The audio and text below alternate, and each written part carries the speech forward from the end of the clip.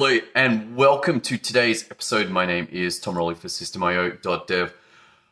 I've been confronting a difficult challenge. Basically, we have not had any optics on our family accounts ever. Basically, we have them.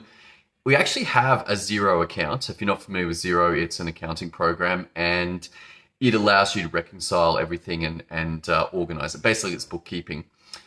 We haven't done it for our family and it's caused a lot of difficulties. It's basically meant that we are unsure about how much we make each month or how much we spend each month. And this has come to a head for two things. One is we're trying to refinance.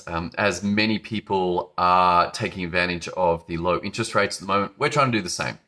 But in that came the request to say, hey, well, how much do you spend? And typically in Australia, it used to be allowed that you could just kind of make it up. But obviously there's been some challenges with the rising amounts of money that are going out on houses here, and the banks have had to tighten up. I believe there was a Royal Commission into this, and they're like, hey, you've got to show us some actual figures.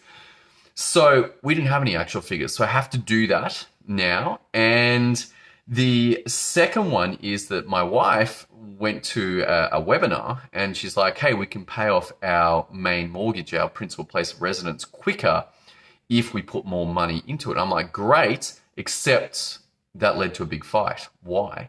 Why do you think we had a big fight? Well, because it was all emotional. There was no capacity to say, well, hey, look, there's this much coming in and there's this much going out.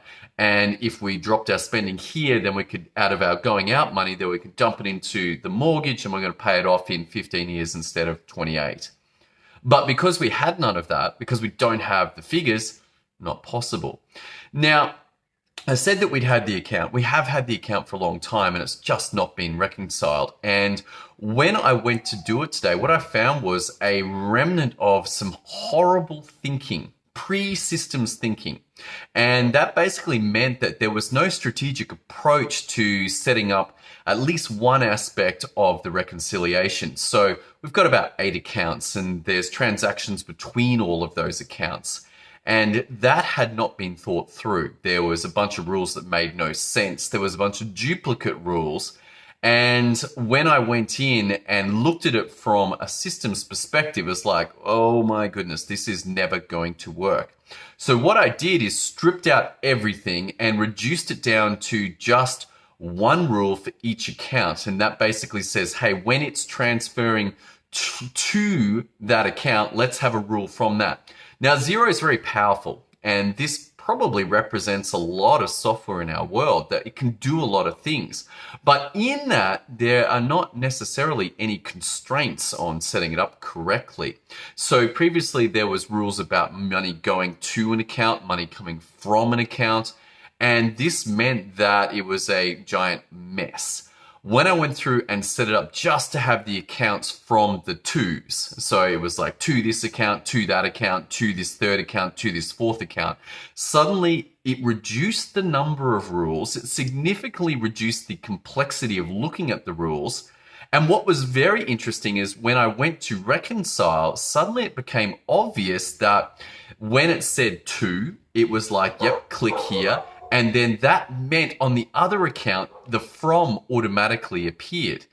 Now, this had not been happening, and so it was a giant mess. And I'm still working through to recover from that previously poorly set up rules.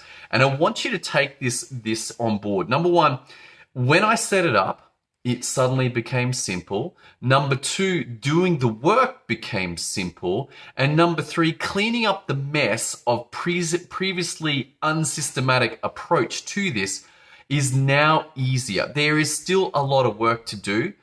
Finally, going forward from here, it's going to be way easier. It's just going to be click, click, click, click, click. There will not be the complexity that is inherent in trying to do 12 months of bookkeeping at once. There's a lot of errors. There's a lot of mistakes.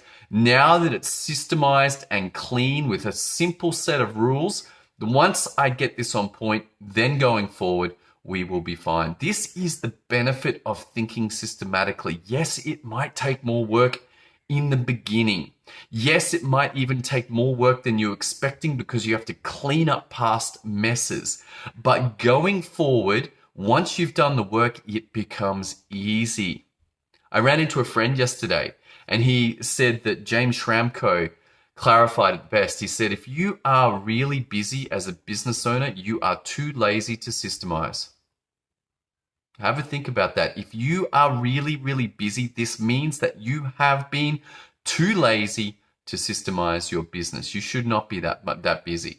It should be possible to run systems in your business consistently so that the work gets done in a set amount of time. It gets done to the same standard.